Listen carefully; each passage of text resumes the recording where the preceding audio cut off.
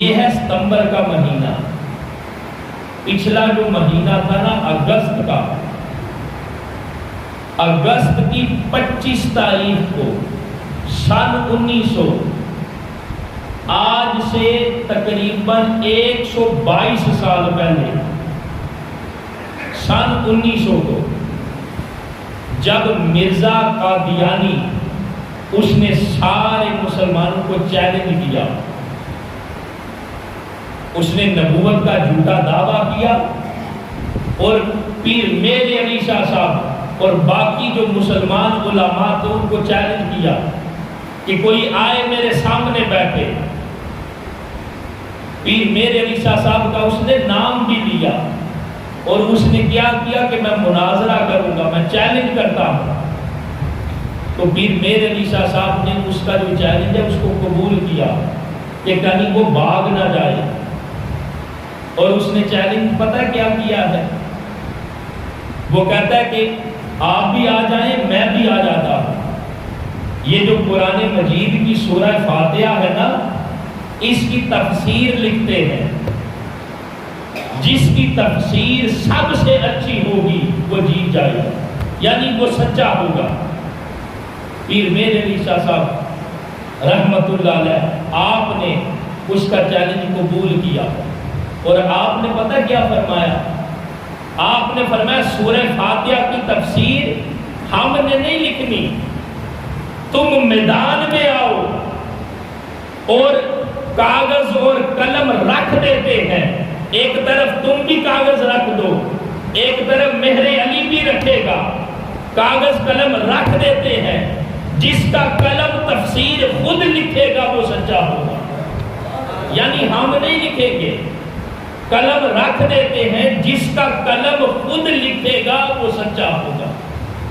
اور پھر جو دن طے ہوا تھا نا، پیر میر علی شاہ صاحب، اس وقت پیر جماعت علی شاہ صاحب، بڑے بڑے مشائخ اہل سنت علماء کرام، وہ سارے لاہور میں بادشاہی مسجد میں تشریف لے آئے، لیکن وہ مرزا قادیانی جھوٹا، وہ لاہور میں آیا ہے لیکن ادھر نہیں آیا، اس لیے کہ وہ تو گمراہ تھا، لوگوں کو گمراہ کرنے والا تھا۔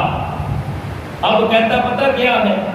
کہتا ہے میں ادھر نہیں جاؤں گا، اس لیے کہ مجھے جان کا خطرہ ہے، اگر میں جاؤں گا تو یہ مجھے قتل کروا دے گی۔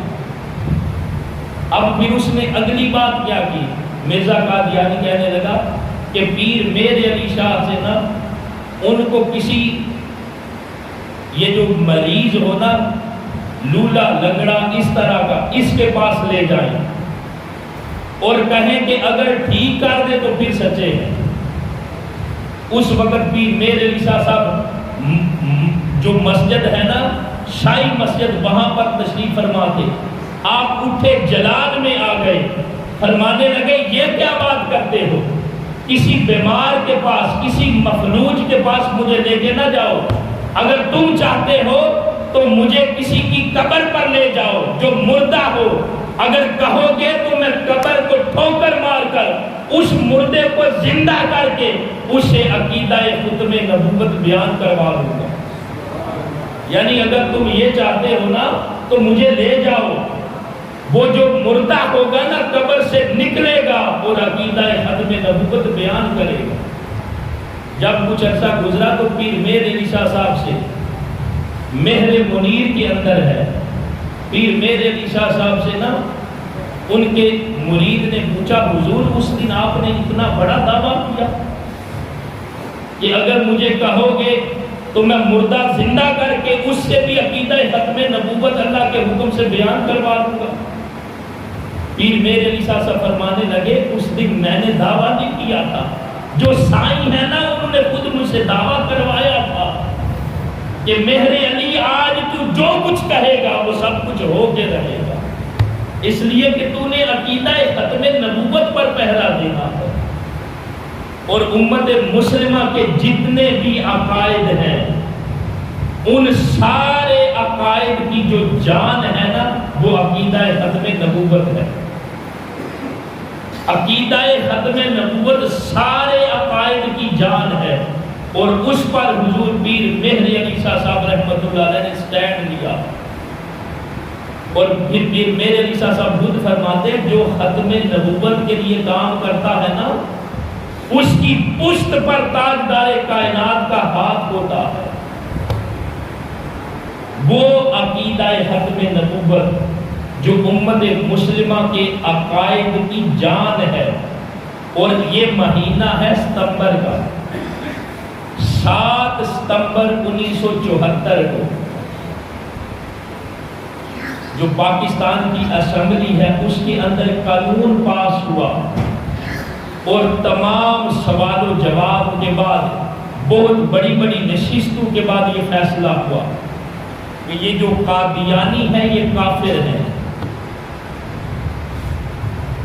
پاکستان کی تاریخ کے اندر بڑے بڑے کام ہوئے ہیں، لیکن آج بھی جو لوگ ہیں وہ کہتے ہیں کہ جو سب سے بڑا کام ہوا ہے نا اس اسمبلی کے ذریعے سے وہ یہ کہ قادیانیوں کو کافر قرار دیا گیا. اس لیے کہ عقیدہ ختم نبوت یہ سارے عقائد کی جان ہے اور ہمیں چاہیے کہ ہم اپنے بچوں کو یہ شعور دیں.